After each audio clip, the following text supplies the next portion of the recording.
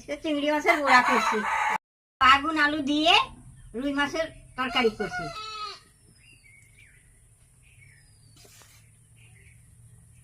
এখন খেয়ে নেই, 1টা বাজে, আন্তরিক কিচ্ছু আজকে খাইনি।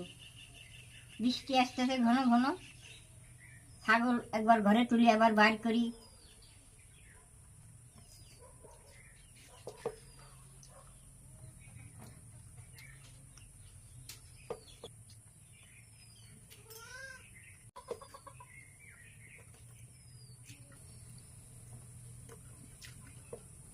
অনেকদিন পরে আলু বেগুনের ঝোল করছি রুই মাছের, খুব সুন্দর হয়েছে তরকারিটা, ভালো হয়েছে, খুব ভালো হয়েছে।